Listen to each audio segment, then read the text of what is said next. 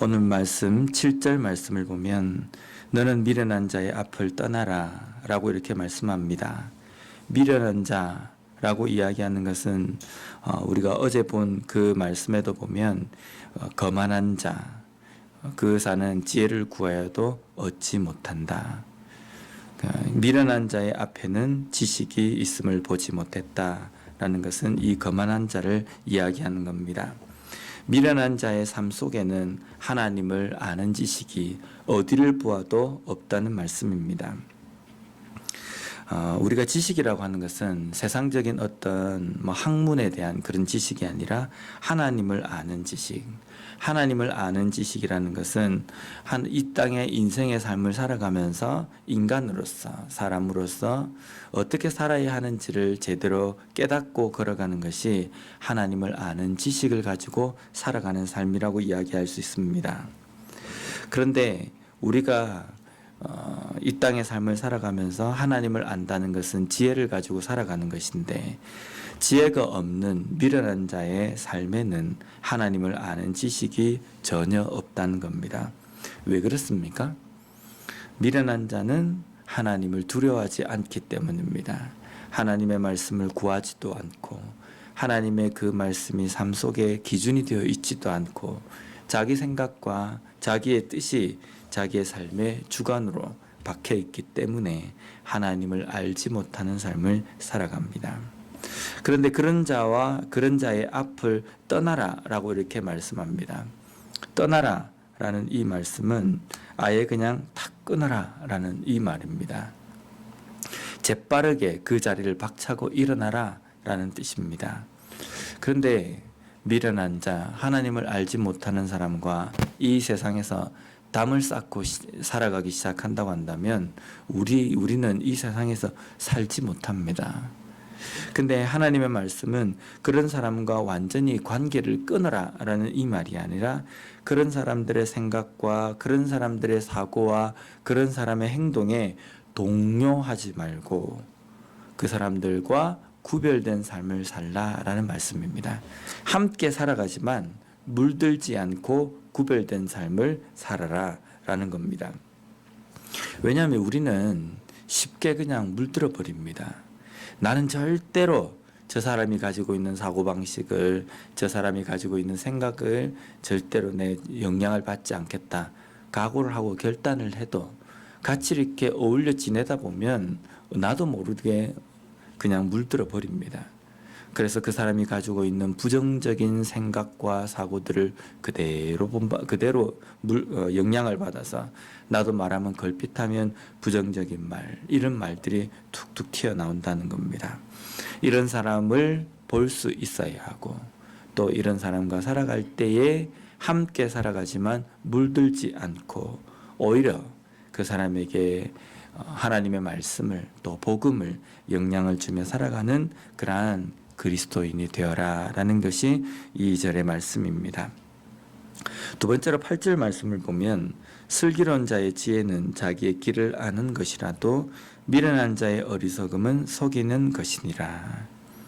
슬기로움이라는 것은 자기의 길, 즉 자기가 현재 어떤 길을 걸어가고 있는지를 알고 깨닫는 지각입니다. 우리가 세상의 이 길을, 우리가 세상을 살아가는 인생의 길을 캄캄한 어두운 그 길이라고 한다면 분명히 한 걸음 한 걸음 걸어 나갈 때 우리는 신중해야 합니다. 그리고 그 길을 걸어가는 데에 어디로 가야 하는지 좌표도 정확해야 하고 또 그 어두운 길을 걸어가는 것을 밝혀줄 수 있는 어떤 불빛도 필요합니다. 그런데 슬기로운 자는 그 지혜를 가지고 그 길을 걸어가기 때문에 지금 내가 어느 길로 걸어가고 있고 지금 내가 어느 방향으로 가고 있는지를 정확하게 알 수 있다는 겁니다. 반면에 미련한 자는 어리석음으로 가득하기 때문에 스스로를 속인다라고 이렇게 말씀합니다. 자기가 알지도 못하고 분명히 잘못된 길임에도 불구하고 이게 확실하다, 이 길이 맞다 라고 스스로가 생각하고 그 길로 걸어간다는 겁니다. 그럼 어떻게 됩니까? 자기 스스로도 잘못된 길을 걸어가고 또 한 가지는 다른 사람도 그 길로, 잘못된 길로 인도할 수 있다는 겁니다. 그래서 여기에 미련한 자의 어리석음은 속이는 것이니라 라고 되어 있는 것은 스스로도 속이고 잘못된 길로 걸어가게 되는 것이고, 또 다른 사람도 잘못된 길로 걸어갈 수 있도록 만드는 역량을, 자기도 속고 남도 속이는 그러한 삶을 살아간다는 겁니다. 우리가 우리의 인생을 걸어갈 때 이거다, 이게 정답이다, 이게 맞는 길이다, 우리가 확신을 가질 수는 있지만 그 확신이 어디서부터 왔는지를 우리가 살펴봐야 합니다. 우리의 인생을 걸어가는 바른 길의 어떤 그 방향은 오직 하나님의 말씀에 있습니다. 그래서 그 하나님의 말씀을 묵상하고 하나님을 아는 지식이 풍성한 그러한 슬기로움을 가지고 걸어갈 때에 우리는 우리의 인생을 잘 걸어갈 수 있다는 겁니다. 마지막으로 9절 말씀을 보면 미련한 자는 죄를 심상히 여겨도 정직한 자 중에는 은혜가 있느니라. 미련한 자는 죄를 심상히 여긴다, 대수롭지 않게 여긴다는 겁니다. 뭐 이까짓 것, 이 정도쯤이야 다 세상 사람들이 다 이렇게 살고 있는데 이 정도는 요즘 죄도 아니다, 이건 잘못한 것도 아니다, 이렇게 살아가는 것이 미련한 삶이라는 겁니다. 왜냐하면 숯불을 내 머리에 하나 둘씩 올리는 것과 마찬가지입니다. 여기서 죄라는 것은요, 이 죄라는 것은 그냥 단순하게 어떤 잘못 살아간다 이게 아니라 죄는 하나님 앞에 잘못한 겁니다.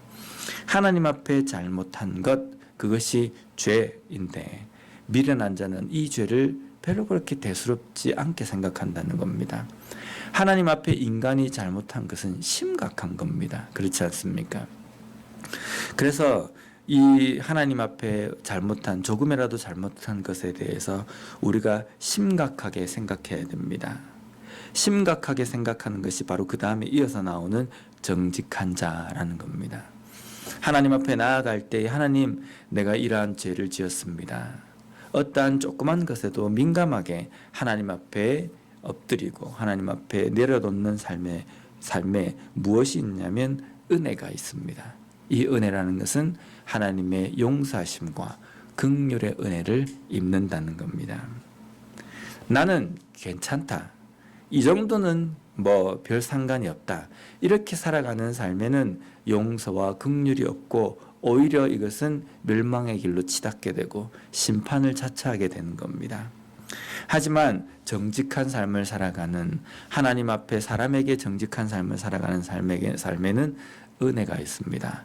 하나님께서 부어주시는 긍휼과 용서의 은혜, 또 다른 사람들로부터도 존중을 받고 다른 사람들로부터도 칭찬을 받는 삶을 살아간다는 겁니다. 오늘 이 아침에 오늘 우리가 본 이 세 절의 말씀처럼 하나님 앞에서 미련한 자가 아니라 슬기로움, 우리가 인생의 길을 어떻게 걸어가야 하는지 제대로 아는 지혜를 가지고 살아가는 삶이 되며, 또 내 삶에서 지극히 작은 것이라도 하나님 앞에 죄라고 한다면 그것을 심각하게 생각하고 하나님 앞에 정직하게 나아감으로 말미암아 하나님께서 부어주시는 그 은혜를 온전히 깨닫고 경험하며 살아가는 우리의 삶이 되었으면 좋겠습니다. 기도하겠습니다.